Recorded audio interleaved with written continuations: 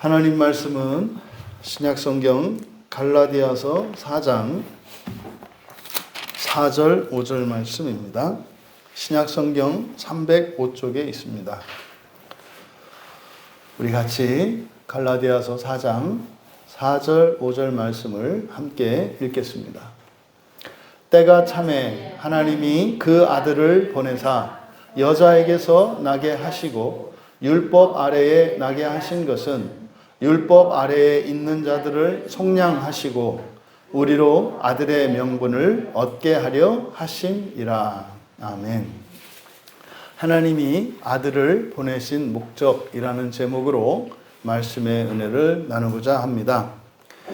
이제 바로 앞에 1절에서부터 3절까지의 내용, 그것은 이제 유업을 이을 자, 하나님 나라의 유업을 이을 자, 상속자, 그러니까 하나님의 자녀로서 그냥 단순한 어떤 형식적인 의미가 아니라 실제로 하나님의 나라를 상속받을 사람들이라는 거죠. 누가요? 우리 그리스도인들을 말입니다. 그런데 그런 우리가 어쨌다는 거예요. 종과 다름이 없었다. 1절에서. 그리고 2절에서는 하나님이 정하신 때까지 후견인과 청지기 아래 있었다. 그리고 3절에서는 종노릇했다. 초등학문 아래에 있어서, 이 세상의 초등학문 아래에 있어서 종노릇했다. 이것이 이제 3절까지 내용이었습니다. 그래서 이제 4절에 우리말 성경에는 생략되어 있습니다만 그러나라고 하는 접속사가 들어가 있어요. 그러나 때가 찼다는 거죠. 그러니까 이제 4절의 내용은 3절까지 있었던 내용에서 이제 이제 반전이 되는 겁니다. 그러나입니다. 그러나. 그러니까 뒤에 있는 내용을 우리가 읽기 전에 알 수 있는 거죠. 이 그러나라고 하는 접속사를 통해서. 아니, 이제 더 이상은 우리가 종노릇을 할 필요가 없다는 것이구나. 이제 우리가 더 이상은 이렇게 후견인 아래, 청지기 아래 있을 필요가 없게 되었다는 것을 말하는 거구나. 이제 더 이상 우리가 종이 아니라 정말 당당한 하나님 나라의 상속자가 되었다는 것을 말하려는 것이구나 라는 것을 이 그러나라고 하는 접속사를 통해서 우리가 알 수 있습니다. 이 그러나라고 이야기하게 된 근거가 뭡니까? 때가 찼다는 거예요. 때가 찼다. 조심할 것은 여기서 때가 찼다 할 때 이 때는 하나님의 시간, 이제 성경에서는 두 개의 시간이 있습니다. 카이로스라고 하는 하나님의 시간이 있고 크로노스라고 하는 세상의 시간이요 물리적 시간이 있습니다. 그러니까 이렇게 일식이 아니죠. 이 해와 달의 자전과 이 지구의 자전과 공전을 통해서 그리고 이 달의 이 공전을 통해서 해와 달과 시간의 관계 속에서 일어나는 이 자전과 공전 속에서 만들어지는 게 24시간이고 1년 365일이지 않습니까? 이것이 크로노스의 시간이에요. 그러니까 이것은 자연의 섭리지요. 이것은 첫 창조 세계에 있는 질서입니다. 그러니까 이게 크로노스의 시간이에요. 그런데 하나님의 시간, 이 카이로스가 있습니다. 이 카이로스는 영적인 시간이라 할 수 있고, 이제 크로노스의 시간은 물리적인 시간이라면 카이로스는 영적인 시간이겠고, 또 크로노스는 사람의 시간이라면 카이로스는 하나님의 시간입니다. 그러니까 이것이 일치하지가 않아요. 문제는 우리의 삶 속에서 이 크로노스의 시간과 카이로스의 시간이 일치하지 않아요. 그러면 우리가 살면서 경험하는 어떤 일들은 바로 하나님의 시간인 카이로스와 사람의 시간인 이 크로노스가 만나서 결과되는 게 우리의 오늘이에요. 그러니까 우리의 오늘이라는 것은 이 두 개의 시간이 만나서 그것이 열매로 맺히는 것이 오늘입니다. 여기에는 현재와 과거도 있고 영원도 있는 거예요. 여기에는 우리들이 선택한 그 결과이기도 하고 또한 하나님께서 우리의 선택을 고치시고 선한 방향으로 합력하여 선을 이루시는 하나님의 일과 우리들의 시행착오, 우리들의 참여, 선택, 이 모든 것들이 오늘로 나오는 거예요. 그러니까 오늘의 삶, 어떤 사건이라는 것은 이건 단순히 나의 어떤 결정에 의해서만 되는 것도 아니고 또 반대로 하나님에 의해서 일방적으로 이렇게 하나님 뜻대로 우리의 입장에서 보면은 우연하게 되어지는 이런 거 없다 이 말이에요. 그러니까 이것은 우리의 자유의지와 하나님께서 하나님의 선한 의지가 만나서 우리의 선과 악, 그리고 이것은 뭐 우리는 나와 함께 동시대를 살아가는 사람과 가족들, 공동체 모두를 포함하잖아요. 이 모든 것을 합력하여 선으로 바꾸시는 하나님의 일이 오늘 통해서 나타난 거예요. 이게 좀 뭐 복잡한 얘기 같습니다만 그냥 뭐 오늘 우리들의 일로 얘기하자면 오늘 여러분들이 아침부터 지금까지 사시면서 어떤 일들이 있었지 않습니까? 예, 만났고 또 여러분들이 했던 일들이 있었고 계획했지만 안 된 게 있고 또 계획하지도 않았는데 또 의외로 성과를 이룬 것도 있고 뭐 여러분이 아는 것도 있고 일어났지만 모르는 것도 있고 그렇잖아요. 이 모든 일이 어떻게 일어났다는 거예요? 여러분 개인의 최선과 또 여러분과 관계를 맺고 있는 주변 사람들은 물론이요, 신앙 안에서 주님의 몸된 이 세상의 모든 그리스도인들, 그리고 하나님의 참여에 의해서 거기에는요 천사와 귀신들이 함께 또 참여하잖아요. 그게 오늘 우리가 살아온 거라고 말하는 거예요. 그러니까요, 이 세상에 그 어떤 사람의 오늘 하루의 삶이 가치 없고 사소하다고 말할 수가 있겠어요? 근데 우리는 이거를 금방 그렇게 재단을 한다 이 말이에요. 누구 인생은 좀 뭐 좀 더 낫고 누구 인생은 좀 어땠고 또 어제보다 오늘이 더 못했고 더 낫고 이런 생각을 하는데 사실은 우리들이 그렇게 쉽게 이렇게 판단할 수 있는 하루가 아니라는 거예요. 사건이 아니라는 거예요. 거기는요 어마어마한 그런 영적인 의미가 있고 실제적인 그런 많은 사역들이 다 들어가 있다는 거죠. 근데 이제 그걸 모르는 것 뿐이에요. 그러니까 여기서 때가 찼다 할 때, 근데 여기서 이 때는 바로 크로노스의 시간이다. 이게 사람의 시간이고 물리적인 시간이에요. 그 시간이 찼다. 여기서는 이제 뭐 우리말 성경으로는 이렇게 번역했습니다만 때가 찼다 이렇게 번역을 했는데 이걸 직역을 하면 그 시간에 충만이 왔다 이렇게 되는 거예요. 그 시간에 충만이 왔다. 이때 그 시간은 크로노스의 시간이에요. 그러니까 물리적인 시간, 사람의 그 시간이 가득 차는 그 충만이 왔다 이렇게 돼 있어요. 그러니까 여기서 왜 그 시간의 충만이 왔다, 이 에르코마이, 오다 가다라고 번역되는 이 에르코마이라고 하는 단어를 사용했는가? 시간은 가는 거예요. 시간은 멈추지 않아요. 시간은 쉼 없이 가는 것임을 가르쳐 줘요. 그런데 그 시간이 흐르면서 거기에 그 시간 속에서 채워지는 게 있어요. 뭐 이런 거 있지 않습니까? 우리들이 그런 걸 해보셨는지 모르겠습니다만은 여러분들이 이제 그런 거 뭐 보시긴 했을 거예요. 뭐 모래에서 사금을 채취하는 거 이런 거 많이 보시잖아요. 그러면 뭐 어떤 모래에 금이 얼마나 섞여 있는지 아무도 몰라요. 그럼 사람마다 이제 금을 채취를 합니다. 근데 사금을 채취할 때 무진장 사금을 채취하게 두지를 않아요. 그 땅 주인이 한정을 한다고요. 하루에 채취할 수 있는 양을 이렇게 쿼터를, 분량을 제한한다고요. 뭐 하루에 5g이든 얼마이든 이거 제한을 해요. 그래서 어떤 사람이 아무리 해서 무진장 가져갈 수 있는 게 아니라 그날 채취한 그 양만 가져가면 끝나는 거예요. 그러니까 어떤 사람은 10분을 해서 그 오늘 가져갈 수 있는 그 한도를 다 채워서 10분을 일하고 가는 사람이 있을 거고요. 어떤 사람은 밤이 늦도록까지 해가 졌는데도 가지 않고 횃불을 켜놓고 모래에서 사금을 채취하는 사람이 있을 거다 이 말이에요. 그러니까 정해진 그 분량의 금을 채우는 것과 또 그 채우기까지 걸리는 이 시간이라고 하는 것이 사람마다 다 다르잖아요. 뭐 사금보다는 또 뭐 그런 게 나을 수 있게요. 이렇게 예전에 갯벌에서 조개를 잡고 하는 분들은 그 어촌기에서 할당량이 있거든요. 예, 이렇게 갯벌에 나가서 조개를 채집을 하는데 하루에 뭐 50kg든 100kg든 정해진 분량이 있어요. 무진장 가져갈 수 있는 게 아니에요. 어촌계 직원들만 갯벌에 들어가서 일을 하는데 그 일정량 이상은 못 잡아가게 한다고요.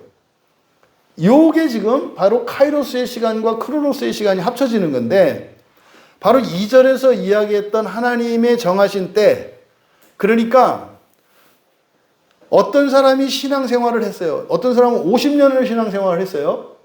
근데 어떤 사람은 10년 신앙생활을 했어요. 근데 사실은 분량이 같을 수 있다 이 말이에요. 채워지는 분량이. 이해되시죠? 하지만 각 사람에게 있어서는 사실은 이렇게 흐르는 시간, 크로노스의 시간이 또 의미가 있어요. 왜? 그 시간 속에서 그게 채워지니까. 사금을 채취하더라도 어쨌든지 그 모래를 비비고 하는 이 일이 의미가 있다 이 말이에요. 어떤 사람은 1시간에 끝냈고 난 10시간이라 할지라도 1시간에 끝낸 사람이든 10시간에 끝낸 사람이든 그 사람들이 그 금을 채취하기 위해서 반드시 사용해야 하는 단위의 시간이 있다 이 말이에요. 이게 크로노스예요. 그러니까 여기서 시간의 충만함이니까 이 충만함이라고 하는 것을 보겠어요? 하나님의 카이로스의 시간의 의미겠죠. 그러니까 살면서 하나님께서 정해놓으신 것을 다 이루어진 것을 의미하는 거죠. 이게 때가 참회라고 번역된, 그래서 그 시간에 충만함이 왔다라고 하는 의미예요. 여기서 우리들이 얻을 수 있는 교훈이 있거든요. 여러분, 무진장 우리에게 기회가 있잖아요. 시간이 무진장 있지 않아요. 그거 다 아시잖아요. 뭐 최소한 우리는 수명을 가지고 있잖아요. 이게 정해진 수명이 있어요. 길어야 성경에서 120년의 시간을 우리에게 줬다고요. 120년의 시간을. 그러니까 이게 크로노스의 시간인데 모든 사람은 이 120년의 시간의 제한 속에서 살아가요. 그럼 어떤 사람은 120년을 다 살기도 하지만 어떤 사람은 뭐 120년에 반도 못 사는 경우도 있고요. 뭐 1년도 못 사는 경우도 있고요. 그렇잖아요. 그러니까 일단 이 단위 시간을 사는 데 있어서는 적게 사는 것보다는 길게 사는 게 좋은 거예요. 그러니까 일찍 죽는 것보다는 120년의 수명을 꽉 채우고 가는 게 복된 거다 이 말이에요. 그런데 또 카이로스의 시간의 개념으로 보면 시간의 길이도 길입니다만 그거를 그 충만케 하는 게 중요해요. 그러니까 1년 살아서 모든 것을 채울 수 있다면 120년을 살았지만 반밖에 못 채운 사람보다는 더 복된 거죠. 그러니까 이게 단지 크로노스의 기간으로 보면은 긴 게 좋아요. 하지만 카이로스의 시간을 합해야 된다 이 말이에요. 채웠느냐 안 채웠냐에 따라서 이게 또 달라진다 이 말이죠. 지금 이게 뭐 얘기하는지 아시겠죠? 이게 사실은 종말의 심판과 관련된 얘기예요. 우리가 소망으로 이야기하면 첫째 부활이라고 하는 게 뭡니까? 우리가 몇 년을 살지 몰라요. 근데 중요한 것은 뭡니까? 살고 인생 끝나고 죽는 그 순간에 그때 우리는 충만한 시간이 되어야 하는 거예요. 그게 내가 딱 죽는 그 순간이 그 시간에 충만함이 와야 된다 이 말이에요. 그게 즉시 죽어서 낙원으로 가는 거 아닙니까? 그러면 120년을 살았는데 반밖에 안 채웠어요. 그럼 나머지는요? 뭐 아시죠? 지옥 가서 채워야 된다고요. 지옥 가서. 최소한 거기는 몇 배 어려워요? 뭐 최소한 뭐 10배, 한 8배 되나요? 826, 828, 960이니까. 예, 뭐 한 10배 정도. 120년 잡고 했을 때 뭐 8점 몇 배 되겠네요. 그렇죠? 8점 몇 배로 힘들어요. 죽어서 그걸 다 채우려면. 그러니까 여기서 여러분이 한 삽 뜰 거를 거기 가서 삽으로 뜰려면 몇 삽 떠야 돼요? 8삽하고 조금 더 떠야 되는 거예요. 그러니까 그 삽질을 어디서 하시는 게 나아요? 여기서 하는 게 훨 나아요. 여기서 하는 게. 그 분량은 다 채워야 된다니까요. 예외가 없어요. 예외가. 다 채워야 한다고요. 그러니까 바로 그 때가 찼다라고 하는 이것이 우리들에게 주는 첫 번째 교훈으로 우리에게 주어진 인생은 허송세월하지 말고 알차게 살아야 되겠다. 그럼 알차게 사는 게 뭐냐? 충만하게 하는 거다. 충만하게 한다는 게 뭐냐? 우리의 구원을 이루어 가는 거죠. 그거를 회개한다 그래요. 회개하면서 한다. 회개하면서 한다.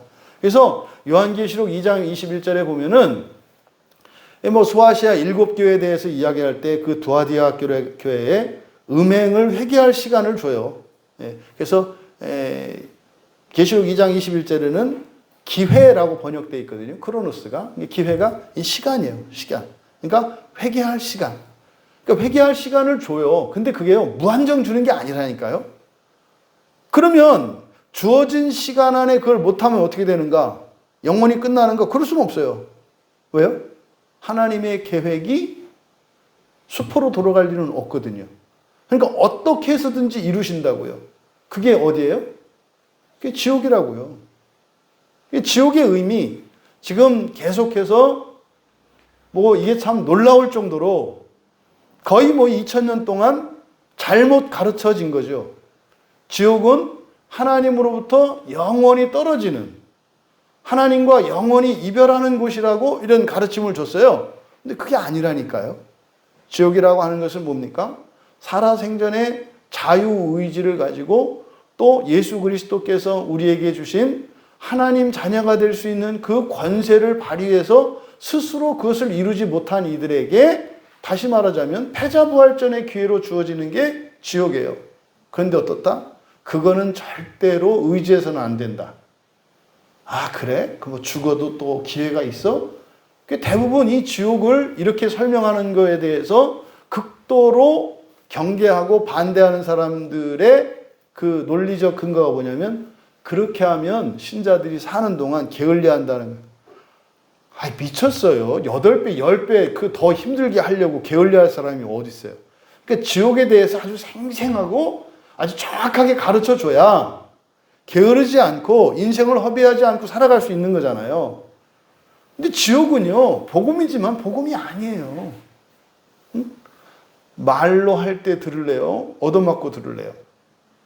말로 할 때 듣는 게 낫지. 어차피 들어야 된다면. 지옥이라고 하는 게 그런 잘못된 이해를 가지고 있는데 바로 그런 거다. 그러면 또 그러니까 이 시간, 우리에게 주어진 시간이 있어요. 인생의 시간은 120년이거든요. 그러니까 그 안에 꽉 채울 수도 있고 120년의 기간 동안. 그렇죠? 그러면 그것보다 훨씬 적은 크로노스의 시간 안에서 또 꽉 채울 수도 있는 거예요. 그럼 보세요. 여러분이 그걸 다 채웠는지 안 채웠는지 어떻게 알까요? 내가 내 구원을 그 때가 참에라고 번역된 것처럼 정말 내가 이제 딱 죽어서 지옥에 안 가고 낙원에 딱 들어갈 수 있는지 그렇지 않은지 어떻게 알 수 있는가? 여기서 이제 오해하는 게 그거죠. 내가 좀 뭐 괜찮은 사람이 된 뭐 이렇게 겉으로 드러난 형식이나 외양이나 이런 것들을 가지고 이렇게 판단하려고 하죠. 그거 아니에요. 왜요? 어차피 그게 채워지는 것은 하나님에 의해서, 주님에 의해서 채워지는 거거든요. 중요한 것은 우리 입장에서 사실은 그 뭐라 했습니까? 그러니까 분량이 중요한 게 아니라고요. 중요한 게 뭐냐면 목표, 그죠? 목표. 그 소망에 대한, 첫째 부활에 대한 확실한 목표를 가지고 있는가? 또 그것을 추구하고 있는가? 실천적으로 말이에요. 그리고 거기에 은혜가 유지되고 있는가? 그건 다 알 수 있어요, 자기가. 거기에다 이제 하나 더 덧붙인다면, 그렇게 된 사람이라면 이제는 내가 나의 구원을 위해서 더 할 건 없잖아요. 그렇잖아요. 근데 아직 살아있으니까 이 은혜가 고갈되지 않도록 살아야 되잖아요. 그럴 때 어떤 일이 일어나는가?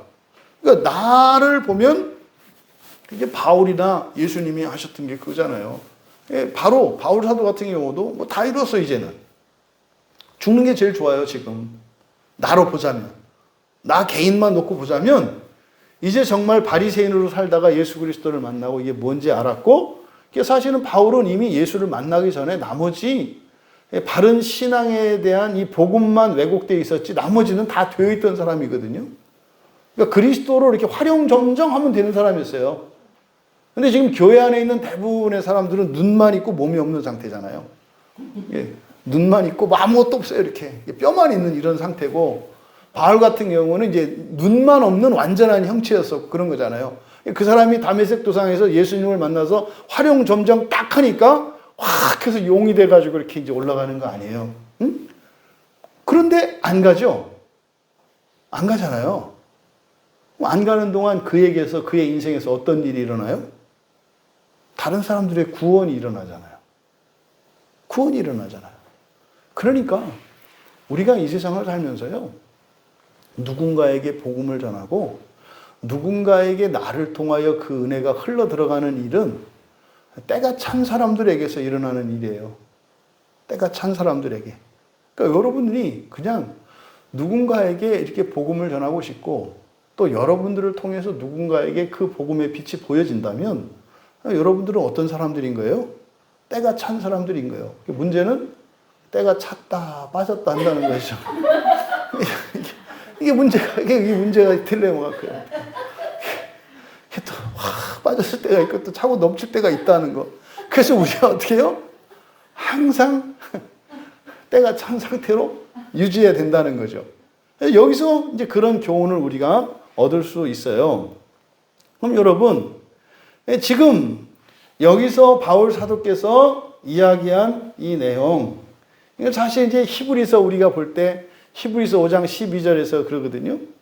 때가 오래됐다. 때가 오래됐어. 그래서 마땅히 선생이 돼야 하는데, 마땅히 선생이 돼야 하는데, 말씀의 초보에 대해서 누군가가 다시 배워야 될 처지가 됐다. 이게 뭐예요? 은혜가 샥 빠진 상태예요. 그러니까요, 사실은 때가 찼을 때 그냥 칵 가면 좋은데, 때가 찼다가 그 뒤로 줄줄줄줄 새가지고 이제 처음부터 다시 해야 되는. 이제 여러분들이 이제 그냥 그럴 때가 있죠. 그러니까 이런 일이 일어나는 거예요. 그래서 때라고 하는 것이 항상 가고 있는데, 갈 때마다, 그러니까 사실은 뭡니까? 충만이라고 하는 게 예를 들어 이런 거죠. 5시간의 충만이 예를 들어서 은혜 5g이라고 칩시다. 네. 그런데 시간은 자꾸 가요. 6시간이 됐는데 5g 상태로 있으면은 1g이 모자란 거 아니에요. 1시간에 1g씩 채워야 충만한 거니까. 그러니까 인생의 연수가 길면 길수록 채워져 있어야 하는 게 더 많아져야 되는 거예요. 그래서 때가 충만했다라고 하는 게 사실은 7살 때 이 아이가 고백한 것과 17살 때 한 것과 27살 때 한 거 달라져야 된다 이 말이죠. 근데 이제 사람들은 어떻게 해요? 이제 27이 됐는데 7살 때 그때를 그리워해. 그때는 내가 때가 찼었는데. 뭐 여러분들 기억에 그럴 때 있을 거예요. 교회에서 막 탁탁한 할 때. 이제는 얘기 설교를 들어도 그냥 밍숭밍숭하고 뭐 이런 거. 그래서 첫 신앙 이런 얘기를 많이 하잖아요. 그러면 안 된다. 시간이 지났는데. 그건 뭐예요, 사실은? 돌아가려고 할 것이 아니라 그동안 채우지 못한 그 은혜의 분량들을 채워야 돼요. 그러려면 어떻게 해야 돼요? 발바닥에 땀이 나도록 해야 돼요. 그동안 게을리했다면. 어디서 날로 먹으려고 그래요? 중간에 은혜 안 받고 닐리만 이렇게 살다가 와가지고 바로 무슨 타임머신 타고 이렇게 그거 웃기는, 없어요. 그거는 은혜가 아니에요. 사기지. 그래서 그런 거 없어요. 그런 거. 그러니까 왜 사람들이 신앙생활에 게으르고 심지어는 신앙생활을 중단하는 일에 왜 겁이 없어요? 나중에 와서 다시 시작하면 된다 이런 생각을 한다 이 말이에요. 여러분, 지금이 가장 하기 쉬운 때거든요. 아시죠? 지금이 가장 하기 쉬운 때. 왜? 만약 지금 안 하잖아요. 그럼 내일 하려면은요. 지금부터 내일까지 해야 될 일이 또 더 쌓여, 계속 쌓아 올라요. 이거를 사람들이 착각하니까 지나간 건 안 해도 되고, 그러니까 손 도둑놈들만 키워요, 교회에서. 이 사기꾼들만 키우고, 그렇게 해놓고 은혜라고 하니까 얼마나 좋아요. 응?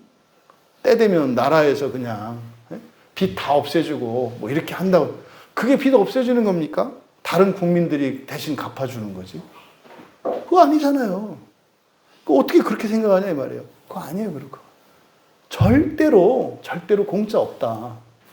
여러분들이 50년을 살았으면 50년의 그 시간의 충만함이 있어요.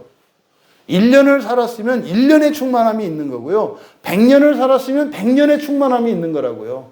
이거는 채워야 돼요. 이건 채워야 돼요. 과거에 게을리했습니까? 아유, 그럼 숙제하세요.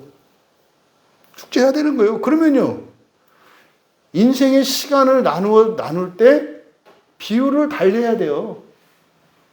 예전에 신앙생활 안 하고 그냥 세상의 무엇만을 위해서 살아왔어요. 그랬던 사람은요, 특별한 헌신과 열심이 필요해요. 무엇을 위해서? 그 시간의 충만함을 위해서. 그냥 되는 거 아니다. 아니, 그러니까요. 지금 일반적으로 은혜 이야기하는 그런 논리에 따르면은요, 자기 마음대로 살다가 마지막에 딱 와가지고 강도처럼 딱 되면 이렇게 된다는 이런 생각을 갖고 있잖아요. 예? 누누이 말씀드립니다만 십자가상에서 예수님을 만나서 오늘 네가 나와 함께 낙원에 이 말이라고 하는 이 사람은 성경에 딱 한 사람이에요. 딱 한 사람. 그건 일반화될 수 있는 사람. 굉장히 예외적인 사람이에요. 그 짧은 시간 안에 인생 100년의 충만함을 다 채울 수 있었던 사람이라니까요.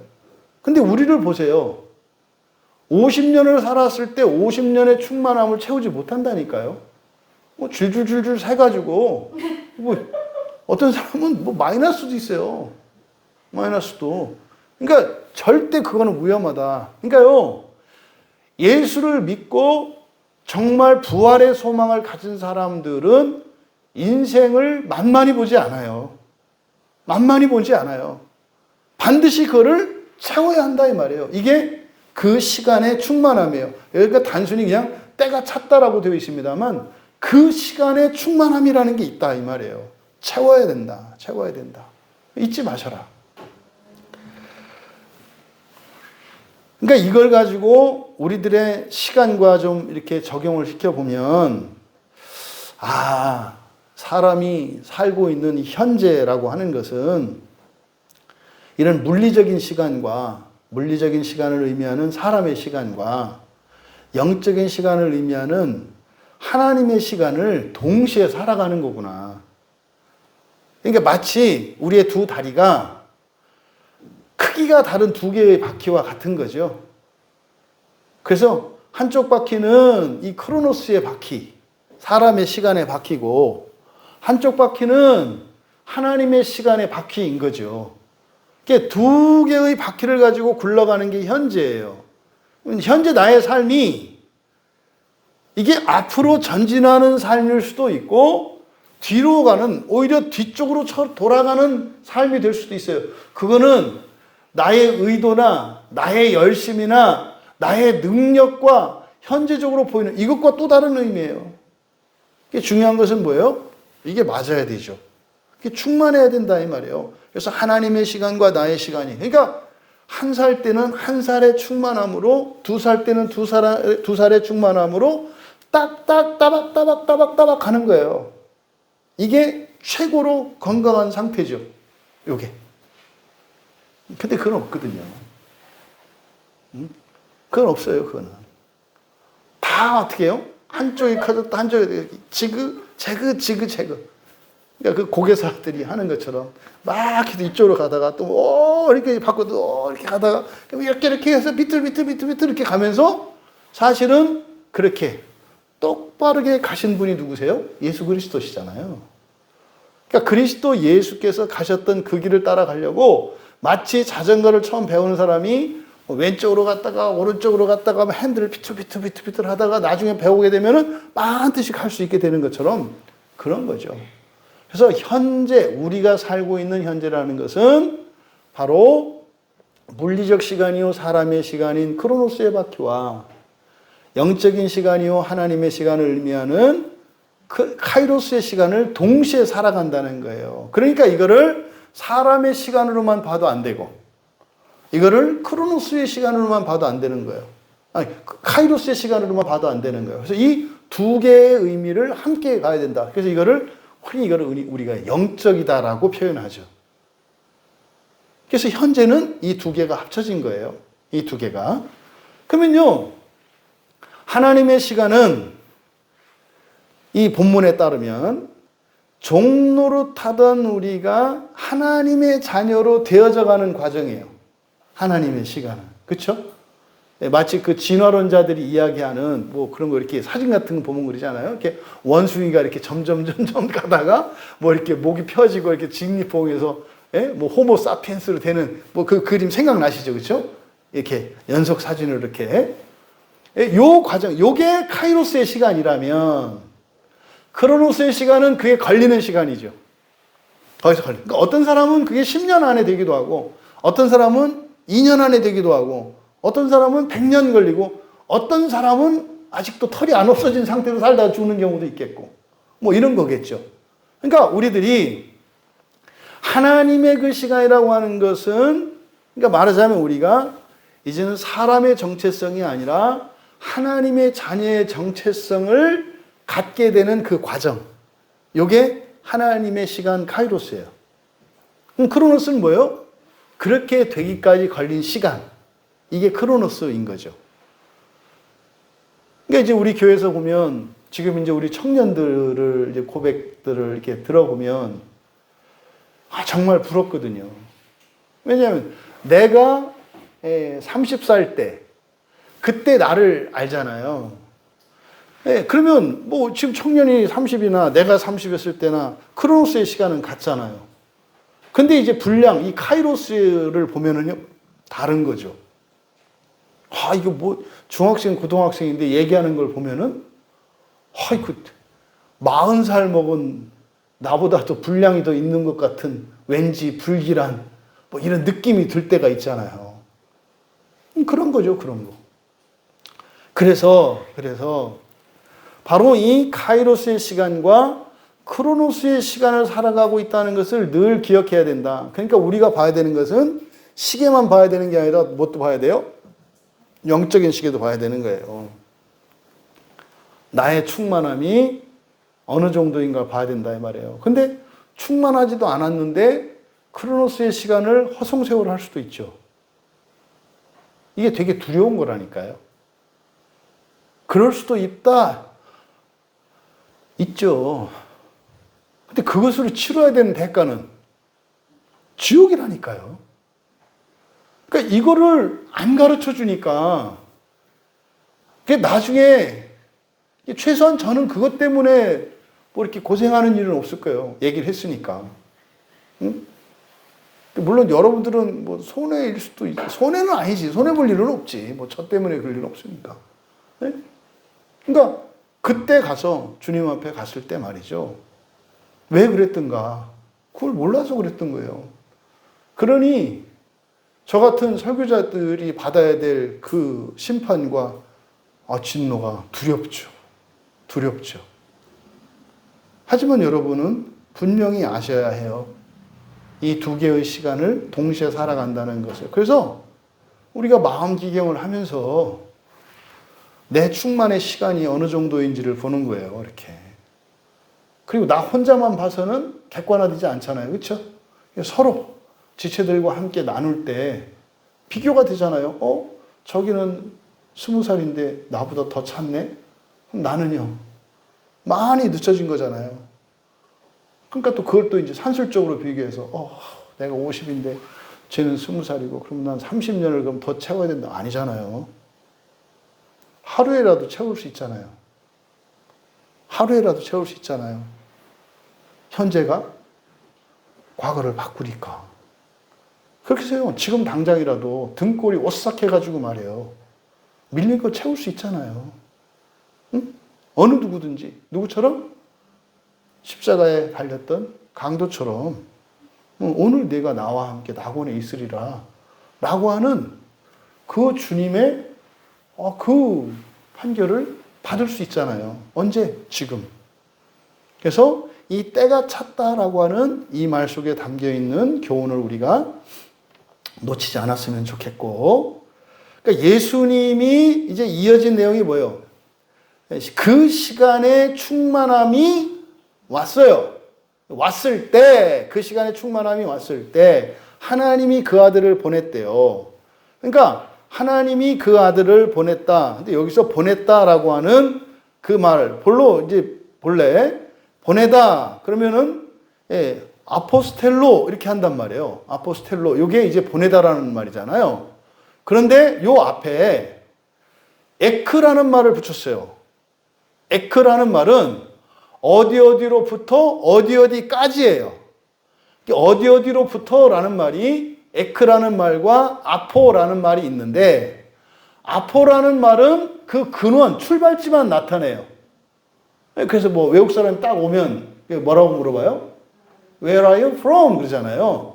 어디 가는지는 안 물어보죠. 여기 와 있으니까. 너 어디 출신이야? 이럴 때 Where are you from? 그러잖아요. 이게 아포예요, 아포. 그런데 어디 가니? 그럴 때는 목적지를 묻는 거죠. 이때는 에크라는 말을 쓰는 거예요. 에크.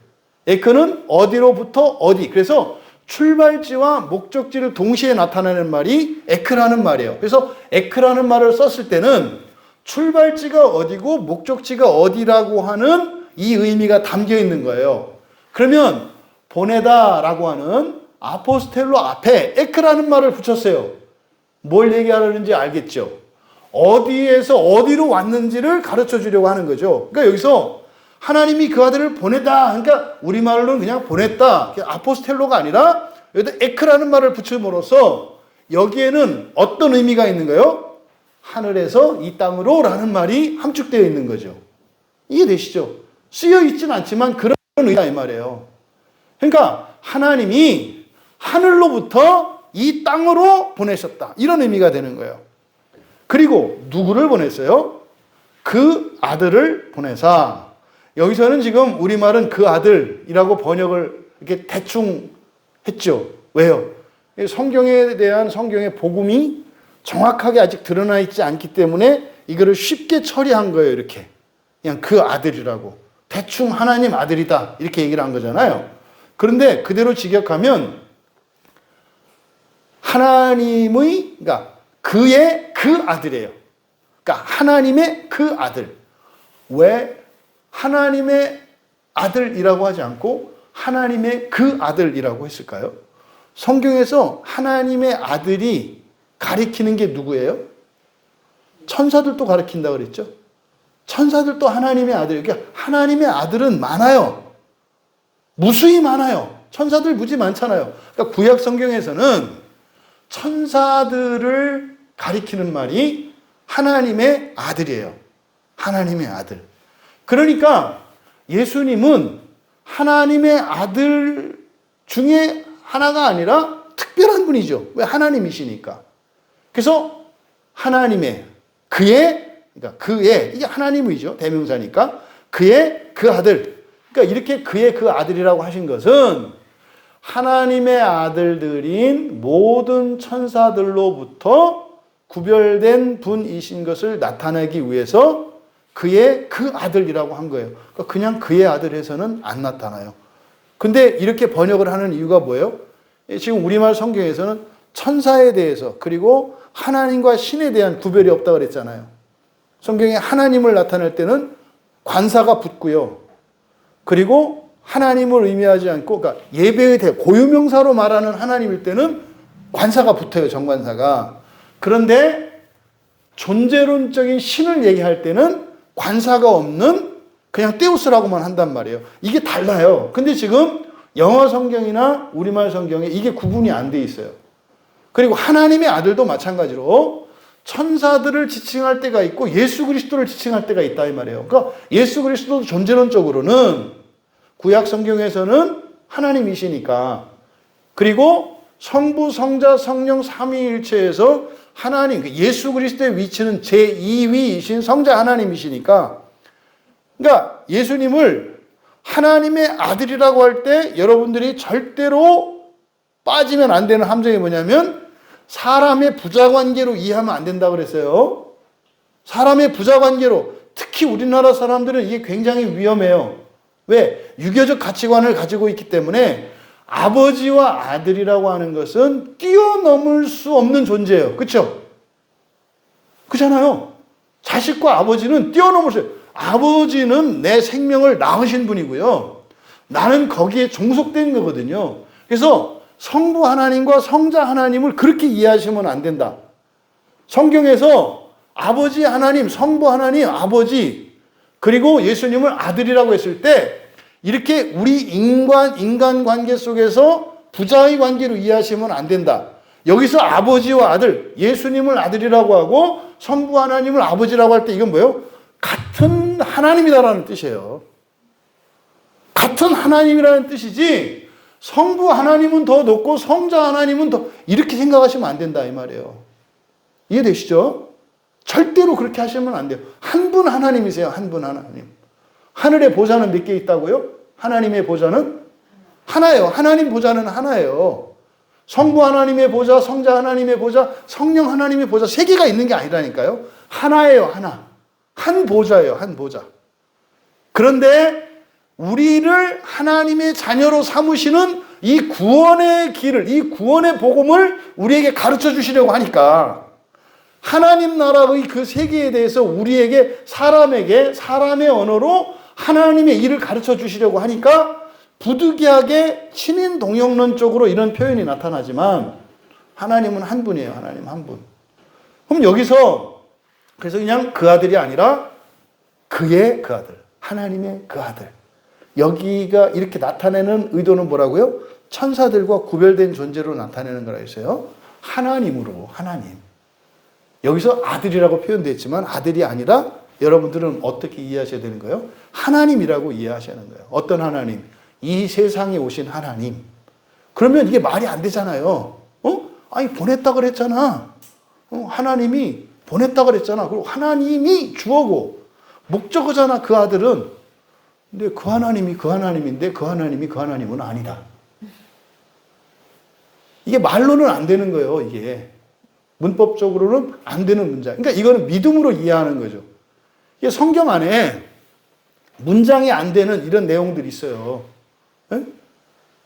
이제 이런 것을 어떻게 이성으로 이제 이걸 알려고 그러면 도저히 이해가 안 되죠. 근데 신기한 거는 다 알아듣잖아요. 하나님이 그 아들을 보냈는데, 그 하나님이 그 아들이고 그 아들이 그 하나님이에요. 보낸 분이나 온 분이나. 그럼 왜 그렇게 얘기할 수밖에 없다니까요. 그래서 여기서 그의 그 아들이라고 하는 목적이 바로 뭐다? 이 땅에 오신 분이 누구시다? 하나님이시다. 하나님이시다. 성육신 한 분이 누구시다? 하나님이시다. 이거를 나타내려고 그의 그 아들이라고 한 거다. 그럼 보세요. 하늘에서 출발하셔서 이 땅으로 하나님이신 예수 그리스도께서 오셨다는 거예요. 뒤에 있는 내용, 뒤에 보니까 여자에게서 나게 하시고, 지금 여기서 이제 여자에게 나게 하셨다 라고 이제 되어 있는데, 이제 우리말 성경 거기다 밑줄 치세요. 나게 하시고 나게 하시고. 4절에 여자에게서 나게 하시고 율법 아래에서 나게 하신 이렇게 번역이 되어 있거든요. 그러니까 이제 원래 나타라는 말은 겟나오예요. 겟나오라는 말이 뭐 어머니가 자식을 낳는 거 요거를 겟나오라고 하거든요. 근데 여기에 사용된 말은 겟나오가 아니고요. 기노마이예요. 기노마이는 되다라는 뜻이거든요. 되다. 되다라는 말이에요. 되다. 그래서 여기를 그대로 직역하면 여자로부터 나게 하시고가 아니라 여자로부터 되셨다 이렇게 되는 거예요. 여자로부터 되셨다. 왜 여자로부터 되셨다고 할까? 분명히 마태복음 1장 16절에 그 예수님의 족보를 이렇게 쭉 보면 마리아가 예수님을 낳았다고 얘기한단 말이에요. 여자가 낳았다고. 겟나오라고 해요. 근데 여기서는 겟나오라는 말을 쓰지 않고 되다라고 하는 기노마이를 왜 썼을까? 마리아가 예수님을 낳았을 때 그때 예수는 마리아의 아들이죠. 사람으로서. 그렇죠? 근데 여기서는 여자에게 낳았다고 하지 않으시고 여자로부터 되셨다 이렇게 얘기한단 말이에요. 그러니까 지금 무엇을 강조하려고 하는 거예요? 예수님의 신성을 강조하려고 하는 거죠. 그러니까 앞에서 하나님의 그 아들이라는 말도 예수님의 신성을 나타내는 말이라 하나님이다라는 것을 나타내려고 했다고 그랬잖아요. 그러니까 여기서도 마찬가지로 여자에게서 되셨다라고 한 것도 예수님이 누구시라는 거예요? 하나님이시라는 거예요. 그리고 마리아가 낳아줘서 난 게 아니라 예수님이 낳았다 이 말이에요. 여러분은 여러분 중에 여러분이 낳은 분 없어요. 예? 부모님이 제가 잘하는 말이 뭐예요? 어머니한테 진짜로 감사한 게 뭐다?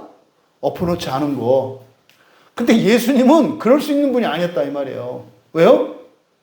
마리아가 내가 너를 낳았다 이렇게 폼 잡을 수 없다고 얘기를 하는 거예요. 왜요? 그냥 예수님이 마리아의 몸을 빌렸을 뿐이니까 마리아가 오히려 예수님께 저를 택해 주셔서 감사합니다 해야 되는 거지, 예수님이 마리아에게 저를 낳아주셔서 감사합니다 하면 안 된다라고 얘기를 하는 거예요. 이해되시죠? 바로 이걸 얘기하는 거예요. 예수님이, 그러니까 하나님이 여자로부터 되셨다. 그러니까 사람에 의해서 존재하게 된 예수가 아니라 오히려 그를 낳아준 여자인 마리아를 창조하신 하나님이시라는 거예요. 근데 그 하나님이 말이 안 되는 거예요. 하나님이 창조하신 피조물에게서 당신이 되셨다. 이게 더 진짜 놀라운 거죠. 이게 더 놀라운 거잖아요. 이걸 지금 강조하는 거예요. 요한일서 5장 1절에서는 그래서 예수님을 하나님이 낳으셨다 이렇게 얘기를 해요. 예수님이 스스로 낳으셨다라고도 하고, 독생자라는 말이 그런 의미가 있다 그랬잖아요. 독생자는 외아들이라고 하는 하나뿐인 아들이라는 뜻도 있지만 스스로 낳은 자라는 의미도 있다. 독생자의 의미가. 그래서 예수님의 출생과 관련해서 마리아가, 여자인 마리아가 낳았다라는 표현도 있고, 여자로부터 되셨다라는 표현도 있고, 하나님이 낳으셨다라고 하는 표현도 있어요. 이게 바로 하나님이시면서 사람이신 예수 그리스도의 기원에 대한 특별한 얘기죠. 이게 여러분 얘기라니까요. 여러분도 여러분의 어머님이 낳으셨죠. 그렇잖아요. 여러분의 어머니를 낳으셨잖아요. 근데 또 하나님이 여러분을 낳으시죠.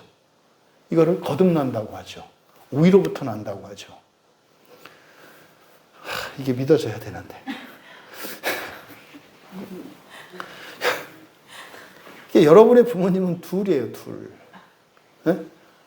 여러분 호적상에 부모님이 계시고 하나님 부모님, 이게 사실은 엄격히 말하면 하나님 아버지라는 표현보다 하나님 아버지라고 하는 표현이, 왜 하나님 아버지라고 하느냐면 사람은 남자와 여자로 존재해요.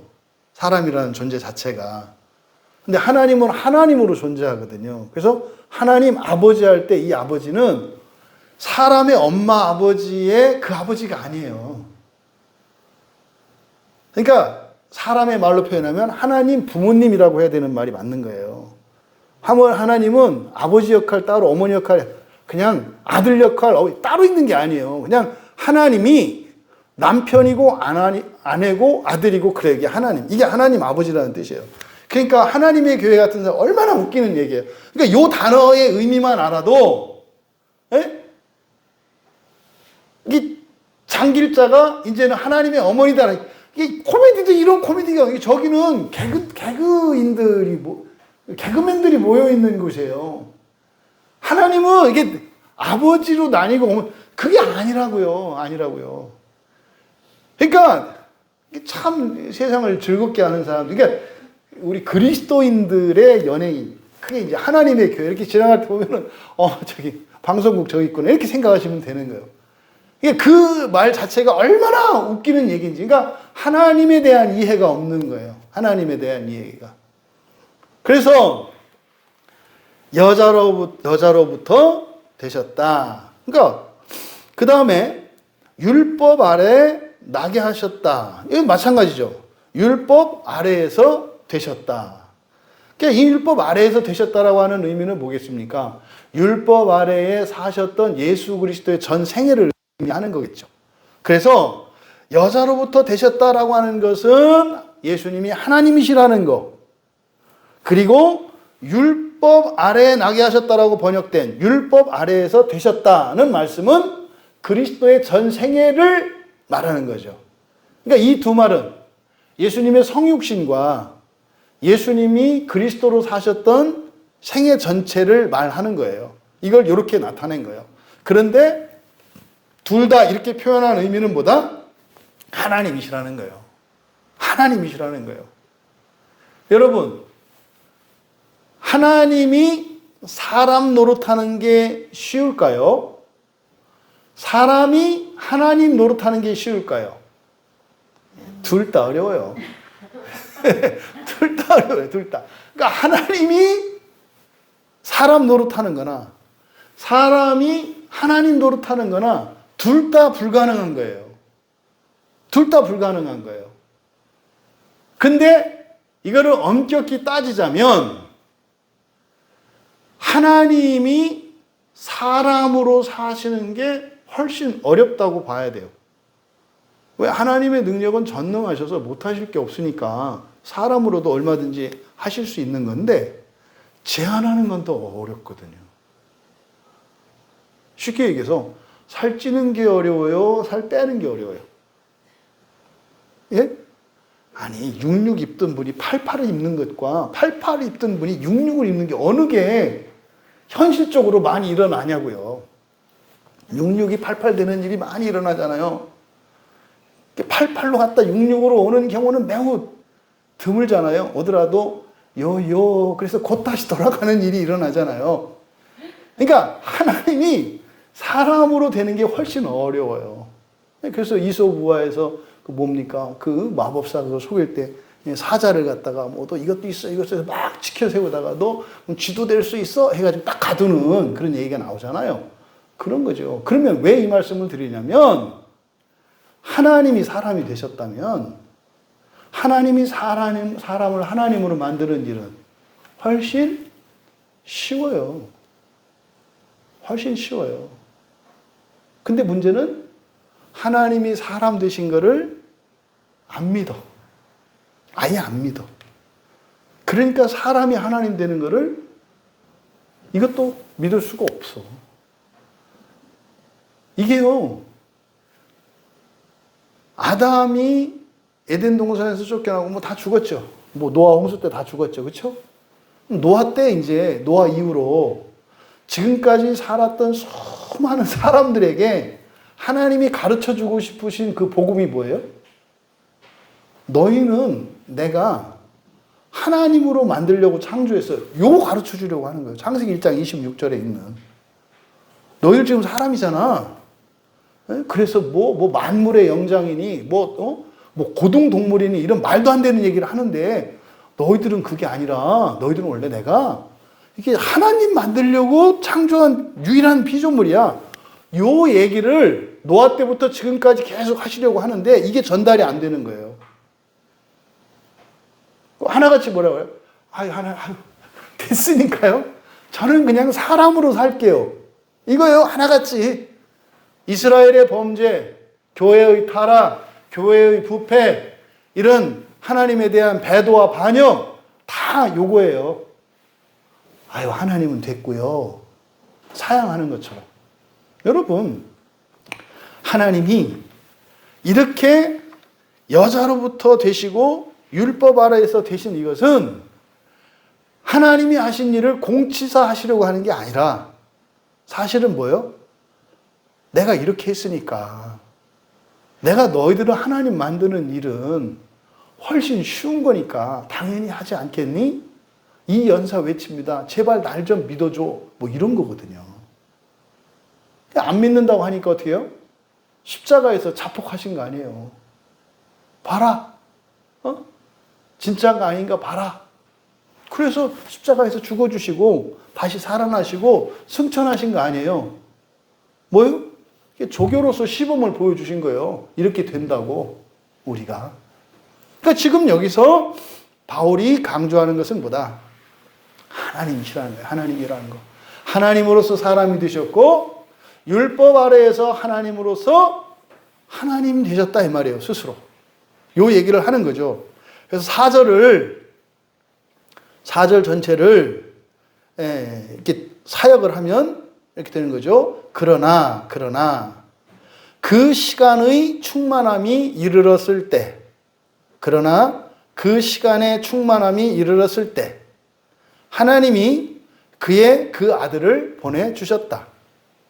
그는 여자로부터 되셨고 법 아래에서 되셨다. 이렇게 되는 거죠. 그러니까 여기서 성부 하나님의 사역과 성부 하나님과 성자 하나님이 함께 하신 협력 사역을 여기서 또 나타내세요. 그리고 이제 5절로 이어지는데 5절의 맨 앞에 희나라고 하는 접속사가 있어요. 이 희나라고 하는 접속사는 그냥 영어로 말하면 that이거든요. that. 그래서 이게 여러 가지 의미로도 쓰이는데 요 희나는 무엇을 위하여라는 뜻도 있고 그래서라는 뜻도 있어요.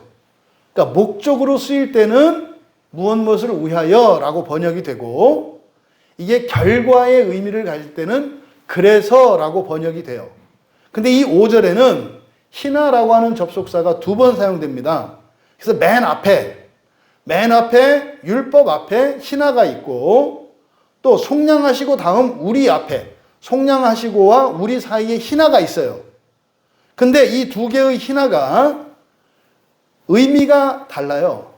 그래서 지금 우리말 성경에는 그냥 율법 아래에 있는 자들을 속량하시고 우리로 아들의 명분을 얻게 하려 하심이라 해서 둘 다 목적으로 해석하고 있죠. 둘 다 목적으로. 그럼 보세요. 만약에 우리말 성경처럼 이게 요대로 둘 다 목적의 의미를 갖는다면 어떻게 되는 거예요? 4절에 있는 내용은 하나님이 성육신하시고 지상에서 사시고 십자가에 죽으심으로 율법을 다 완성시키신 걸 의미한다 그랬죠. 이 4절에 있는 내용이 하나님으로서 그러니까 하나님이 사람 되시고 이 율법 아래에서 똑같은 사람으로 스스로 하나님 되셨다는 얘기란 말이에요. 4절에 있는 내용이. 그런데 이것은 그것을 위해서 5절에 있는 내용을 위해서 그러니까 율법 아래 있는 자들을 속량하기 위해서 그랬고 우리로 아들의 명분을 얻게 하려고 그랬다. 이러면 말이 돼야 안 돼요? 여기서 이제 우리들이 잘 생각해야 되는 거예요. 여러분, 죄를 속량하신 것은요. 그럼 보세요. 구약의 아브라함은 예수님이 오시기 전에 그가 의롭게 되었어요? 안 되었어요? 아브라함은 예수님이 오시기 전에 2000년 전에 살았던 사람이잖아요. 근데 그도 어떻게 말을 해요? 믿음으로 말미암아 의롭게 되었다 이렇게 얘기를 하잖아요. 근데 시간적으로는 예수님이 태어나시지도 않았어. 근데 의롭게 되었다 그랬잖아요. 그러니까 의롭게 되었다는 것은요. 이런 모든 죄를 다 속량해 주신 거거든요. 그럼 이게 안 맞잖아요. 시간적으로. 그게 사실은 위에서 그러면 일어날 일이잖아요. 그러니까 예수님이 십자가에서 죽으신 뒤로 이렇게 되는 게 아니다 이 말이에요. 그러니까 사실은 그렇게 하심으로써 맞춰진 거죠. 끝난 거예요. 예수님이 십자가에서 죽으셨을 때 모든 게 끝난 거다 이 말이에요. 끝난 게. 그러니까 그렇게 해서 무슨 이렇게 되는 게 아니라 이미 끝난 거다. 근데 사실은 이제 성경에 보면은요. 요한복음 이게 사실은 지금 이 설명은 요한복음 1장 12절과 13절에 있는 내용의 설명이라고 보면 돼요. 왜냐하면 요한복음 1장 12절과 13절에 있는 내용이 뭡니까? 영접하는 자, 곧 그 이름을 믿는 자들에게는 하나님의 자녀가 되는 권세를 주셨다 그랬죠. 하나님 자녀가 되는 권세를 주셨다. 이는 혈통으로나 육정으로나 사람의 뜻으로 나지 아니하고 오직 하나님께로부터 난 자들이다 그랬죠. 우리는 지금 속량을 받았어요, 안 받았어요? 물론 시간적으로 우리는 예수 그리스도 뒤 이후에 살아가니까 그렇지만 예수님이 십자가에 못 박히시기 전에 예수님을 따라다녔던 제자들 있잖아요. 아직 예수님이 안 죽으셨잖아요. 그럼 그때 제자들은 속량을 받았어요, 안 받았어요? 받았다 이 말이에요. 받았다. 아브라함도 받았고 구약의 제사장들도 받았고 다 받았다 이 말이에요. 출애굽할 때 여호와 하나님이 레이지파 사람들을 내 자유로 삼았죠. 속량하셨잖아요. 속량하셨잖아요. 예수님 오시기 전에. 그러니까 앞으로 그렇게 되는 것이 아니라, 위해서가 아니라 이미 그렇게 됐어. 그런데 예수님이 십자가에서 죽으심으로 그게 완성이 된 거죠. 완성이 된 거죠. 그러니까 5절 앞에 율법 아래 있는 자들을 속량하시고 얻게 하려 해서 이거를 목적으로 하면 안 되고, 앞에 희난은 뭐다? 이거는 결과다 이 말이에요. 결과다. 그래서 이렇게 해야 되죠. 그래서 5절의 앞에는 그래서 그 아들이 율법 아래에 있는 자들을 속량하셨다가 되는 거예요. 율법 아래에 있는 자들을 속량하셨다. 사실은 예수 그리스도께서 이 땅에서 오셔서 십자가에서 죽으시고 다시 살아나시고 승천하시는 이것이 그냥 영혼의 시간에서는 그냥 하나거든요. 하나의 사건이에요. 그러니까 예수님의 이 땅에 오셨을 때 이미 그 자체가 화목제물로 오신 거예요. 이미. 그러니까 그건 이미 이루어진 거예요. 십자가 사건은 이미 예정되어 있었고요. 이미 성육신 한 것은 십자가와 동일한 하나의 사건이에요. 그러니까 예수님이 응애하고 태어났을 때, 천사들이 나타나서 이야기했을 때, 목자들이, 동방에서 온 박사들이 예물을 드렸을 때, 왜 예물을 드렸어요? 우리의 죄를 속량해 주셨기 때문이에요. 그걸 믿음으로 본 거죠. 그래서 5절의 앞에는 그래서 그 아들이 율법 아래에 있는 자들을 속량하셨다. 요게 사실은 앞에 갈라디아서 3장 13절 봐보세요. 3장 13절에 보면 앞에서 그렇게 설명했죠. 그리스도께서 우리를 위하여 저주를 받은 바 되사 율법의 저주에서 우리를 속량하셨다. 그러니까 속량하셨어요. 여기서 속량하다라고 하는 이 말이 의미하는 게 뭐라고요? 몸모로부터 사다 이거예요. 그러니까 여러분들이 그냥 시장에 가서 제값을 주고 사는 거를 속량한다고 하는 거예요. 이걸 이제 구원과 관련해서 내 생명값을 치러주셨다라고 하는 의미로 속량하다라고 성경적인 용어로 말하는 건데, 이게 우리가 일상에서는 뭐예요? 값을 치르고 샀다는 거예요. 속량했다는 말이. 그러니까 율법 아래 있는 자들을 값을 치르고 사셨다 이렇게 되는 거예요. 근데 그거를 앞에 갈라디아서 3장 13절에서는 뭘 주고 사셨대요? 뭘 주고 사셨대요? 그리스도께서 우리를 위하여 저주를 받은 바 되사 그랬죠. 그러니까 예수님이 우리를 사기 위해서 치른 값이 뭐였어요? 당신이셨어요. 당신이셨다고. 그러니까요, 이 속량의 의미는요, 1:1 교환을 한 거예요. 여러분이 예수라고 얘기를 하는 거예요. 예수님하고 우리를 1:1 교환하셨다고 얘기를 하는 거예요. 지금 갈라디아서에서는. 그러니까요, 원래 십자가에 못 박혀 죽어야 할 우리 대신 다른 종을 사서 이렇게 보내거나 속전을 치러서 이렇게 한 방식이 아니라, 구약의 제사법은 어떤 방식이었어요? 제물을 통해서 우리가 속량했죠. 제물을 사서 대속했잖아요. 근데 예수님은요, 그런 방식으로 하신 게 아니라 어떻게 하셨다고요? 당신을 주고 대신 우리를 받으셨다는 얘기예요. 이게 지금 말도 안 되는 얘기예요. 나를 구원하시기 위해서 당신을 값으로 치르셨다는 거예요. 십자가에 달리셨을 때 관리들이 막 비우세요. 누가복음 23장에서 막 비웃잖아요. 네가 정말 하나님이 택하신 자 그리스도면 너나 먼저 구원해라 그러잖아요. 너 자신도 구원해라. 네가 그리스도야? 그럼 너를 구원해봐. 이렇게 얘기를 하잖아요.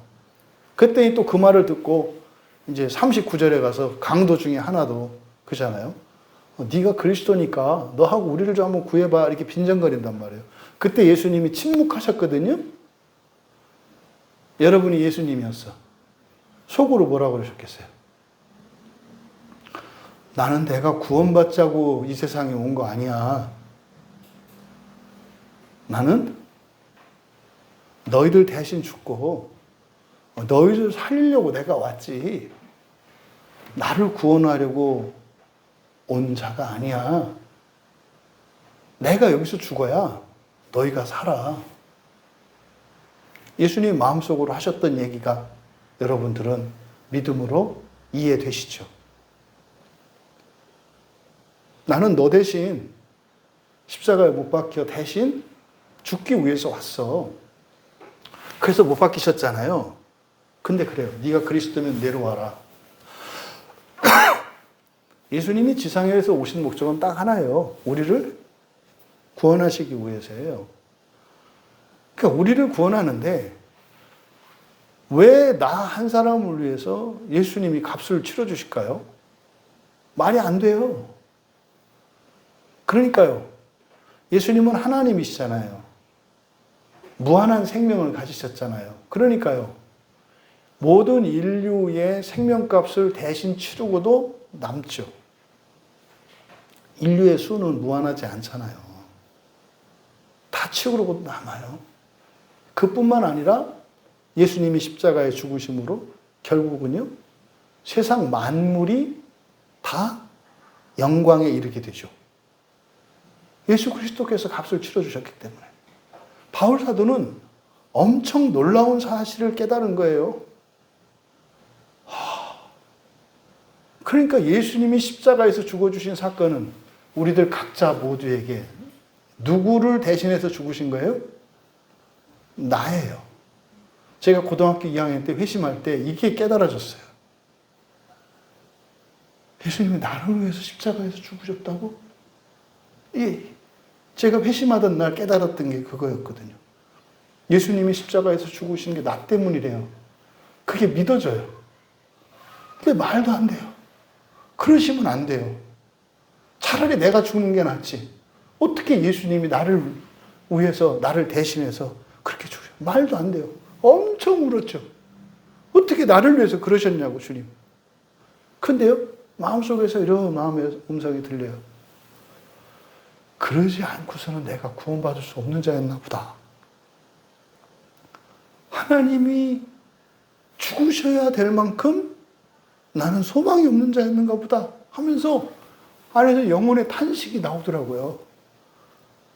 그러니까 처음에는 예수님한테 미안한 마음이 들었고 그랬는데 나중에는 내 존재가 그리스도께서 행하신 그 일이 과하다고 생각을 했는데 그럴 리가 없잖아요. 그러니까 내가 생각하는 나는 굉장히 낭만적인 거죠.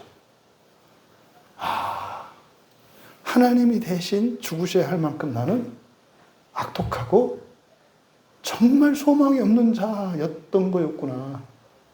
나에 대해서 내가 굉장히 낙관적인 생각을 갖고 있었구나. 이걸 깨달은 거예요. 그러니까요, 죄송하면서도 하나님 감사합니다가 절로 나오더라고요. 지금 바울 사도가 이 깨달음을 이야기를 하는 거죠. 그러니까요, 값을 주고 사셨어요. 그게 우리예요. 그렇죠? 사셨어요. 당신이 대신 죽으셨어요. 그러니까 예수님이 서 있는 자리에 누가 서게 된 거예요? 여러분이. 그래서 여러분을 뭐라고 해요? 그리스도인이라고 하잖아요. 여러분이 살고 있는 집에서 여러분이 엄마요, 아빠요, 아들이요, 딸이잖아요. 예수님이 요셉과 마리아의 가정에서 아들이었고 동생들의 오라비였어요. 동네 사람들의 한 청년이었어요. 그죠?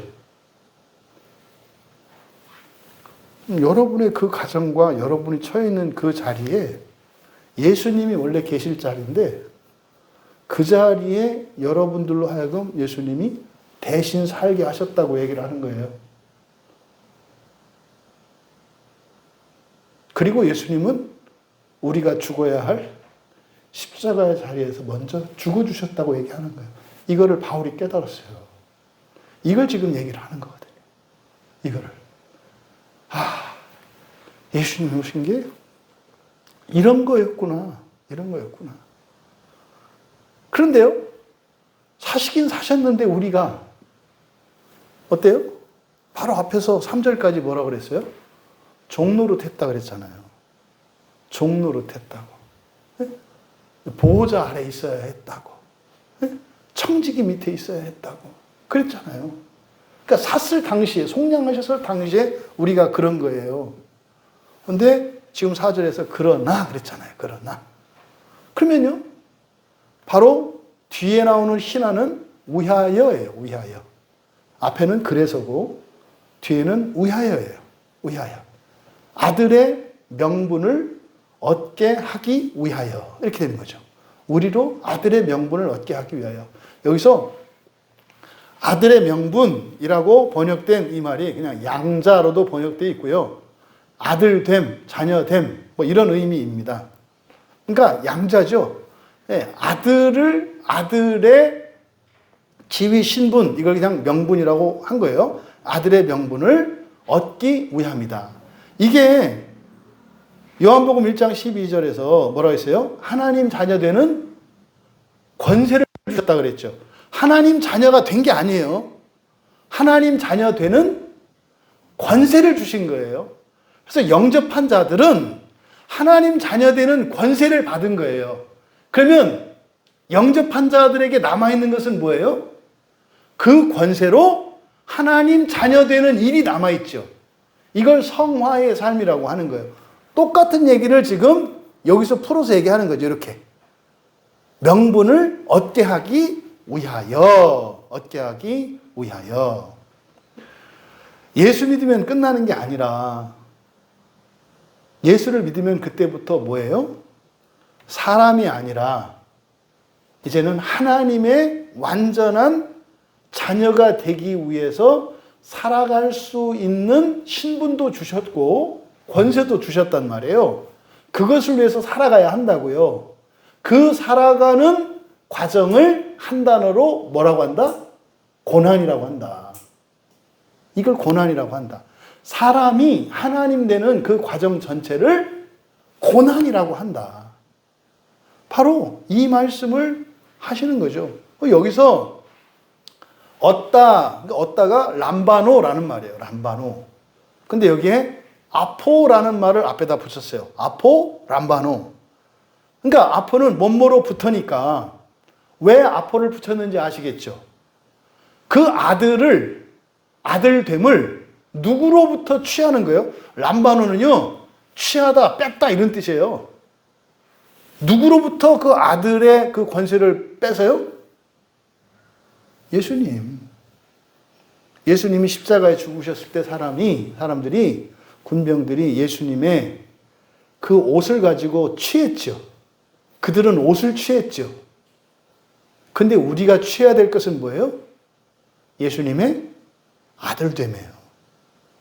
우리는 아들됨을 취해야 한다고요. 그들은 옷을 취했죠. 이게 우리 신앙을 보면 어떤 사람은 예수를 믿는 이유가 이렇게 극명하게 둘로 나뉘는 거예요. 어떤 사람은요, 현실적이고 물질적인 이런 것들을 취하는 사람이 있죠.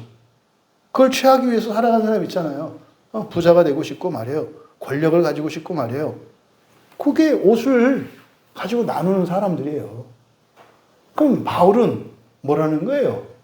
예수님의 죽음 앞에서 애통해하고 슬퍼하고 이게 문제가 아니라 우리들이 해야 될 일은 뭐라는 거예요? 예수님의 죽음을 헛되게 하지 말라는 거예요. 헛되게 하지 말라는 거예요. 그래서 아포람바노 그런 거예요. 그러니까요, 피눈물을 흘리면서 예수님으로부터 우리가 무엇을 취해야 돼요? 예수님의 그 자녀됨, 그 상속자의 상속권을 받아야 된다고 얘기를 하는 거예요. 야곱과 에서가 버림받고 했던 이유가 뭐예요? 상속권이잖아요. 상속권을 야곱은 취하려고 자기가 장자권을 뺏었잖아요. 에서는 팥죽 한 그릇에 뺏겼잖아요. 이걸 말하는 거예요. 여러분들은 예수님으로부터 무엇을 취하기를 원하시냐고요. 이 세상을 살아가는 데 필요한 돈, 명예, 권력, 인기 이런 겁니까? 아니면 하나님 나라의 상속권, 하나님의 자녀되는 명분입니까? 바울은 예수님으로부터 우리가 취해야 할 것은 뭐라는 거예요? 하나님 아들의 명분이라고 이야기를 해주는 거예요. 그러니까 이게 시간상으로는 요한복음이 갈라디아서보다 한 50년 뒤에 쓰여졌어요. 시간상으로는. 근데 성경의 순서로는 어느 게 더 앞에 있어요? 요한복음의 앞에 있잖아요. 그러니까 성경을 이렇게 편집을 할 때, 순서를 정할 때 의도적으로 그렇게 편집을 해놓은 거예요. 시간적으로는 이 갈라디아 교회에 쓴 이 편지가 더 먼저 쓰여졌고 요한복음이 나중에 쓰여졌거든요. 시간적으로는 50년 뒤에 쓰여져요, 요한복음이. 그런데 지금 성경의 순서상으로 보면 갈라디아서에서 지금 이야기하고 있는 이 4절과 5절에 있는 이 말씀은 성경의 순서로 볼 때 앞에 있는 요한복음 1장 12절과 13절에 대한 해석처럼 보이는 거죠. 그렇게 의도적으로 이렇게 배치를 해놓은 거예요. 요한복음 1장 13절에서도 하나님의 자녀 되는 권세를 가진 사람들, 다시 말해 영접하는 자잖아요. 그 이름을 믿는 자들. 이들은 13절에서 뭐라 그랬어요? 하나님께로부터 난 자들이다, 이렇게 얘기를 해요. 하나님께로부터 난 자들. 퀴즈. 이때 하나님께로부터 났다 할 때 하나님께로 난 자다라고 하는 것은 이렇게 낳고 어떤 이런 의미가 아니라 존재의 의미잖아요. 그렇죠? 그럼 이때 하나님께로부터 났다 할 때 이때 하나님은 정관사 더가 있는, 관사가 있는 하나님일까요? 없는 하나님일까요? 그냥 신이라는 걸 의미하니까 없는 하나님이겠죠. 하나님 된 자들이라는 뜻이에요. 하나님 된 자들.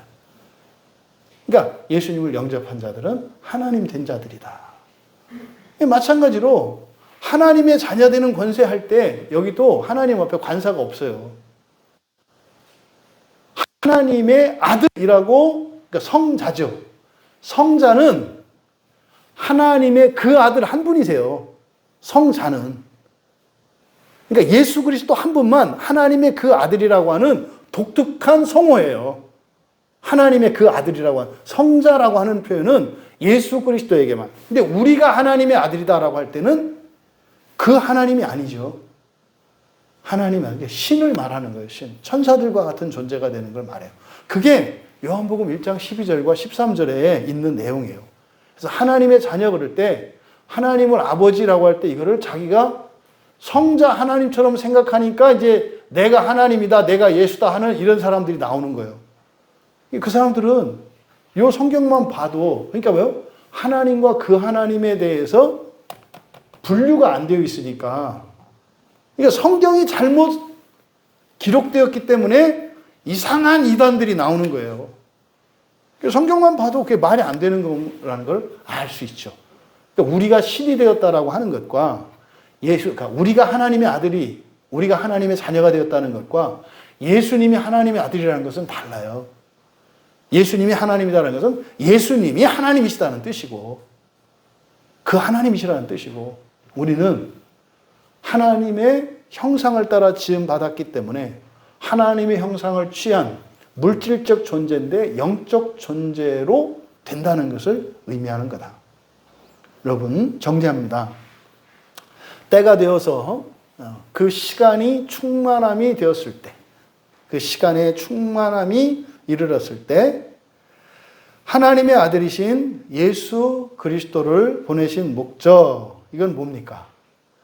모든 저주로부터 우리를 사셔서 죽음까지도 다 가져가시고 사실은 종노릇하는 우리를 완전한 하나님 자녀로 회복시키심으로 하나님이 사람을 창조하신 목적을 성취하기 위해서 오셨다는 거죠. 이게 창세기 1장 26절이라고 그랬잖아요. 그러니까 성경에 나와 있는 최초의 복음은 어디입니까? 그러면 창세기 1장 26절이라고 얘기를 하시라고요. 그게 뭐예요? 우리의 형상을 따라 우리의 모양대로 사람을 창조하자라고 하는, 이게 복음이에요. 이게 복음이에요. 이거는요, 누가 들어도 복음이에요. 만약 그렇게만 된다면. 안 믿어져서 그렇지. 이게 복음이라고요. 그래서 그 다음에 예수님이 죽으시고 사역하시고 했던 일은 뭐예요? 하나님이 말도 안 되는 그 약속을 어떻게 이루어 가시는지, 심지어는 마귀가 방해를 하고 사람들이 말을 안 듣고 불순종을 해도 완벽하게 하나님의 그 약속을 이루시는 이야기예요. 그러니까 이 성경에는 하나님의 완전하심이 나타나요. 그리고 멋있어요. 죽을 힘을 다해서 우리가 그거 안 되려고 하잖아요. 예? 막 틈만 보면 막 그런데도 아무 일 없었던 것처럼. 왜요? 여러분이 부활하는 순간에는 여러분이 살았던 삶의 기억은 여러분과 상관없는 게 된다고 그랬죠. 여러분들은요, 마치 에덴 동산에서 아담과 하와가 선악과를 따먹지 않고 에덴 동산에서 살았더라면 일어났을 구원의 진전이 있잖아요. 그게 여러분들의 과거가 돼요. 그게. 부활하는 순간 여러분들은 아담이 선악과 따먹기 이전의 상태에서 그리고 성경에 기록되지 않은 그때 따먹지 않고 하나님 말씀에 순종을 하고 생명나무 열매만 따먹고 순종하며 살면서 부활했을 그 사람이 그 존재가 돼서 여러분들의 기억은 깨끗해요. 불순종이 뭐야? 뭐 이렇게 된다 이 말이에요. 왜요? 부활하는 그 순간이 현재죠. 현재 주님께서 완전하게 하시니까 과거도 완전하게 되죠. 그러니까 여러분의 과거는 성경에 써 있지 않아요. 다만 에덴 동산에서 선악과를 따먹기 직전의 상태에서 사실은 그 뒤로 이제 진전이 일어나죠. 절대로 따먹지 않는 존재로 되어 가잖아요. 이게 여러분 되는 거죠. 두 번째로 예수께서 지상에 오셔서 우리들을 부르셨잖아요. 그리고 영접한 우리들에게 먼저 하나님 자녀 되는 권세를 주셨어요. 그렇죠? 그런데 그 권세를 받은 우리의 상태는 어떤 상태예요? 자격이 없어요. 여전히 죄 가운데 있어요. 결핍 가운데 있어요. 그런 우리에게 하나님 자녀로서 필요한 자격들을 갖출 수 있는 기회를 주시기 위해서 십자가에서 대신 죽어주셨다는 사실이에요. 그리고 성령을 보내주셨잖아요. 근데 예수님이 마태복음 22장 14절에서 그러시거든요. 청함을 받되 택함을 입는 자는 적다 그래요. 이때 택함은 종말론적인 구원을 말하는 게 아니죠. 이건 첫째 부활을 말하는 거예요. 첫째 부활을. 그러니까 하나님 자녀되는 권세를 받았는데 그 권세를 가지고 정말 여러분들의 인생 안에 그 시간의 충만함을 다 채우고 그 첫째 부활의 영광에 들어가는 사람들의 수가 적다라고 얘기한다 이 말이에요. 하지만 이게 우리 광야교회 모든 교인들은 그 적은 수에 들어갈 수 있기를 축복합니다. 여러분들을 통해서 여러분의 사랑하는 가족과 여러분 주변에 있는 모든 이들이 그 길로 인도받는 일이 일어나기를 축복합니다. 세 번째로 결국 우리 인생은 예수님이 주신 하나님 자녀 되는 그 권세로 완전한 하나님 자녀 되는 그 기회를 선용하는 것이 우리 인생이라는 것을 알 수 있죠. 우리의 인생의 목적은 바로 완전한 하나님 자녀 되기 위해서 살아야 하는 거예요. 이거를 소요리 문답 제1문에서 얘기했잖아요. 사람의 제일 되는 목적, 최고 되는 가장 우선하는 목적이 뭐라고요? 하나님을 영화롭게 하는 거. 이게 무슨 말이에요? 내가 완전한 하나님 자녀 닮아가고 형상을 회복하는 거. 하나님을 영화롭게 하는 게 이렇게 하나님 받으세요. 이게 아니다 이 말이에요. 뭘 드리고 헌신하고 그게 아니라 너나 잘 되세요. 너나 잘 되세요. 그러니까요. 뭐예요? 내가 완전한 하나님의 자녀 되는 거. 이것을 하나님을 영화롭게 한다. 뭐예요? 내 안에 있는 하나님됨을, 하나님 자녀됨을 하나님 자녀되게 하는 거. 이거를 하나님을 영화롭게 하는 거예요. 영원토록 그를 즐거워하는 것. 우리가 즐거워해야 될 게 뭐라는 거예요? 내 안에서 일어나는 이 변화예요. 이 본성의 변화. 이것을 즐거워해야 된다는 거예요. 소요리문답 1문은 뭐겠어요? 이게 기독교의 가장 초보거든요. 원래 소요리문답은요, 집에서 어린아이들을 부모에게 가르치라고 해놓은 거예요. 1문은 뭐예요? 그러니까 여러분들이 여러분 자녀들에게 맨 먼저 가르쳐야 되는 게 이거예요. 오늘 우리 소망이가 안 왔는데, 소망이 뭐 듣겠지. 소망아, 네가 엄마 아빠에게 태어난 것은, 이 세상에 태어난 것은 네가 하나님 되기 위해서란다. 네가 이제 뭐 유치원 가고 학교를 가면 다 네 친구들은 사람 되는 이야기라고, 심지어는 선생님도 그런 얘기를 할 거야. 어떻게 하면 좀 더 나은 사람이 되나? 어떻게 하면 조금 편한 직업을 갖는 사람이, 다 이런 얘기를 할 거야. 그게 무의미한 것은 아니지만 너는 그 사람들과 다르단다. 너는 하나님의 형상대로 지으심을 받았고 하나님 되기 위해서 태어난 거란다. 네가 그것을 기뻐해야 된다. 때로는 사람으로서 좀 모자란 것 같고 부족할지 괜찮아. 네가 하나님 되는 그 목적을 향하여 또 그 은혜 가운데서 그런 일이 너에게 일어난다면 잘하는 거야. 그렇게 사는 거란다. 이게 우리의 자녀들에게 맨 먼저 가르쳐야 되는 거고, 영적인 자녀인 어떤 사람이 예수를 믿었을 때 맨 먼저 가르쳐줘야 되는 게 이거예요. 이게 소열의 문답 1번이에요. 이게 개혁주의 신앙의 기초예요. 누가 개혁주의인지 두고 보자. 성경 말씀대로 가는 게 이게 개혁주의, 진정한 개혁주의예요. 여러분, 우리가 예수님이 이 땅에 오신 목적, 그것을 알게 되었다면, 또한 우리의 인생의 목적이 무엇인지, 또 우리의 사명이 무엇인지 알게 되는 시간이었기를 축복합니다. 그래서 과연 여러분들이 지금껏 무엇을 위해서, 어떤 목적을 위해서 살아왔는지 되돌아보시고, 예수님께서 이 땅에 오신, 그리고 하나님이 하나님의 아들을 보내신 그 목적을 따라 정말 여러분의 인생이 거룩해지시고 영광스러운 인생이 되기를 주님의 이름으로 축원합니다. 잠시 말씀을 생각하며 기도하겠습니다. 예수님이 이 땅에 오셨던 목적, 그것은 우리의 인생의 목적입니다. 여러분들이 먹고 마시고 또 여러분들이 관계를 맺고, 심지어는 부부관계를 맺고 부모 자식 관계를 맺고 혈연으로 또 여러 가지 학연으로 지연으로 뭐 여러 가지 맺는 관계들이 있습니다. 이 모든 것은 그 하나의 목적을 위한 거예요. 여러분들이 가지고 있는 이 인생관과 가치관의 질서가 어떤지 한번 되돌아보십시오. 하나님 되는 그것보다 더 우선하는 것은 없어요. 그것을 위해서 주어진 그것이 우리 인생이고 모든 관계라는 것을 기억하시고, 하나님, 예수 그리스도께서 오신 그 목적을 따라 살기를 원합니다.